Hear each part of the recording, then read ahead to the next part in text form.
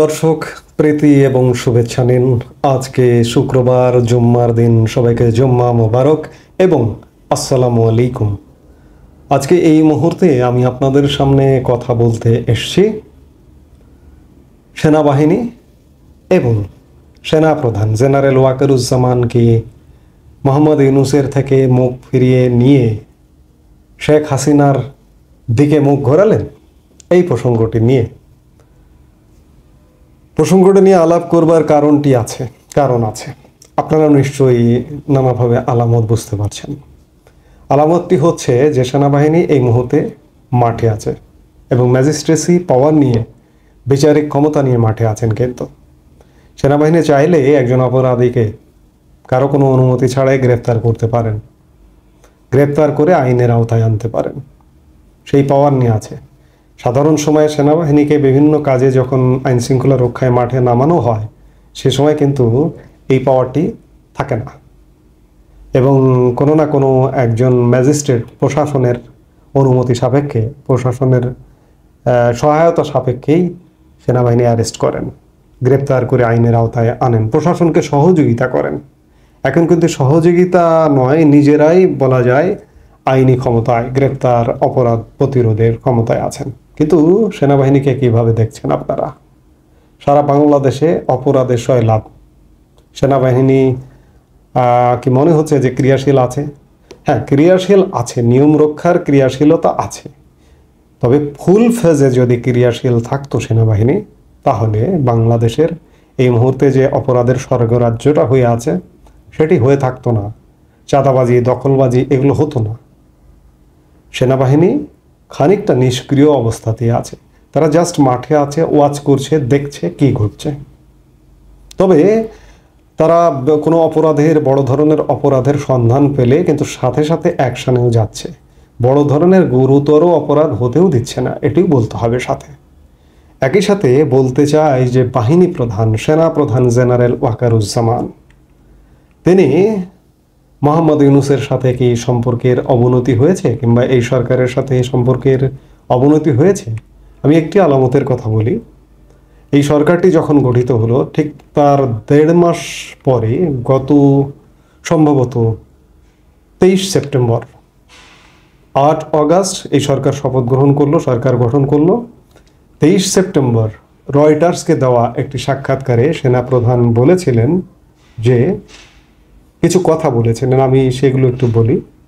ঢাকায় তার দপ্তরে রয়টার্সের সাথে এক সাক্ষাৎকারে সেনাপ্রধান বলেন যে আগামী 18 মাসের মধ্যে নির্বাচন হতে পারে, সেজন্য যে কোনো পরিস্থিতিতে অন্তর্বর্তী সরকারকে সহযোগিতা করবেন বলে জানিয়েছেন সেনাবাহিনী প্রধান জেনারেল ওয়াকারুজ্জামান। সেনাপ্রধান আরও বলেন, আমি তাকে সমর্থন করব, পরিস্থিতি যাই হোক না কেন, যেন তিনি তার কাজ সম্পন্ন করতে পারেন।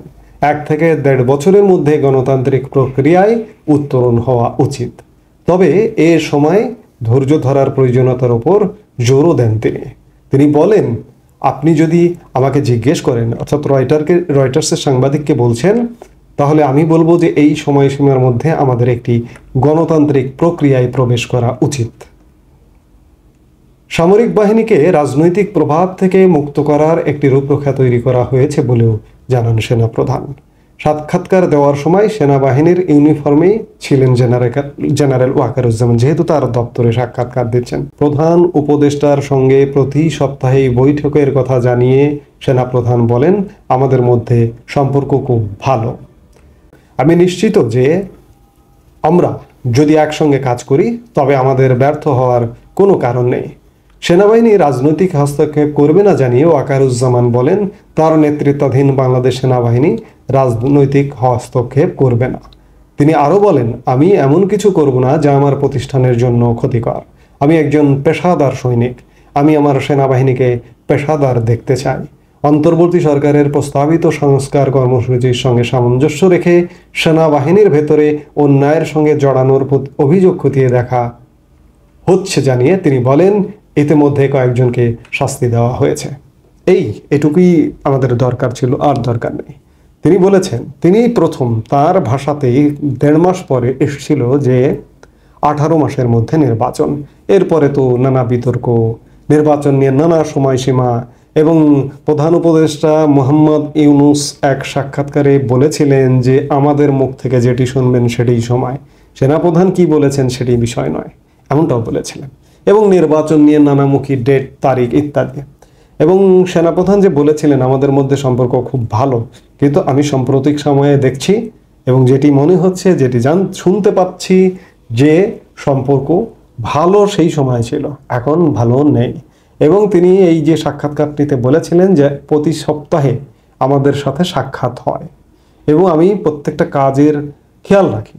কিন্তু আপনারাও খেয়াল করুন, এটি আমার মুখের কথা না, প্রতি সপ্তাহেও সাক্ষাৎকার এখন হচ্ছে না।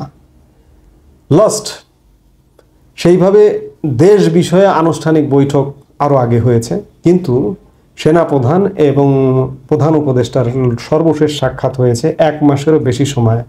সেটি অনুষ্ঠানে, বৈঠক হয়নি। কিন্তু অনুষ্ঠান কি? 21 নভেম্বর সশস্ত্র বাহিনী দিবসে। আজকে যে সময় আমরা কথা বলছি 27 ডিসেম্বর, অর্থাৎ 1 মাসের অধিক হয়ে গেছে সেনাপ্রধান এবং প্রধান উপদেষ্টার সাক্ষাৎ হয়নি। তাহলে তিনি যে ওই সময় বলেছিলেন যে আমাদের মধ্যে সম্পর্ক খুব ভালো এবং আমাদের প্রতি সপ্তাহেই সাক্ষাৎ হয়, এখন কেন হচ্ছে না? এই প্রশ্নটি রাখলাম। এবং রাখবার সাথে সাথে কথাও বলতে চাই যে সম্পর্ক এখন খারাপ যাচ্ছে এবং সেনাবাহিনীও নানামুখী চাপে কি আছেন, বৈদেশিক চাপে কি আছেন। আপনারা আরেকটি জিনিস জেনেছেন, যদিও বা গণমাধ্যমে আসেনি, কিন্তু বিশ্বস্ত সূত্রে জানা গেছে, কোনো কোনো গণমাধ্যমে এসে থাকতেও পারে ছোট করে, যে সম্প্রতি ভারতের বিদেশ সচিব বিক্রম মিশ্রি বাংলাদেশে এসেছিলেন ফরেন অফিস কনসালটেশন সেন্টারের একটি নিয়মিত বাৎসরিক বৈঠকে। সেখানে তিনি প্রথা অনুযায়ী পররাষ্ট্র সচিবের সঙ্গে সাক্ষাৎ করেছেন, প্রধান উপদেষ্টার সাথে সাক্ষাৎ করেছেন, আর পররাষ্ট্র উপদেষ্টার সঙ্গেও সাক্ষাৎ করেছেন। কিন্তু তিনি যাবার কালে শেষ 1 ঘন্টা কোথায় ছিলেন? তিনি ছিলেন সেনা সদর দপ্তরে এবং সেনা প্রধানের সাথে তিনি বৈঠক করেছেন ঘণ্টাব্যাপী।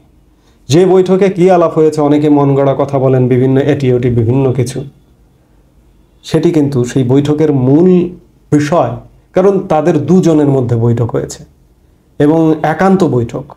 এখানে সেনা বাহিনীরও অন্য কোনো কর্মকর্তা অফিসারও ছিলেন না। কাজে এই কি বৈঠকে কি আলাপ হয়েছে সেটি জানা কিন্তু দুঃসাধ্য। অনেকে আগবাড়িয়ে অনেক কথা বলেন, আসলে আমি আগবাড়িয়ে অনেক কথা বলবার চেষ্টা করি না, বলি না আমি সাধারণত। তো নিশ্চয়ই কিছু একটা হয়েছে এবং আরও বিষয় আছে, ইন্ডিয়া তো আছেই, এছাড়া আরও ইত্যাদি ইত্যাদি, এত বিস্তারিত বলতে হয় না, মুখে একটু কুলু পাড়তে হয়, এজন্য আর বিস্তারিত বলতে চায় না। তবে সেনাপ্রধান বা সেনাবাহিনীর সাথে এই সরকারের সম্পর্ক খারাপের দিকে যাচ্ছে এবং সেনাবাহিনীর একটি বড় অংশ বুঝতে পারছে যে শেখ হাসিনা অপরিহার্য।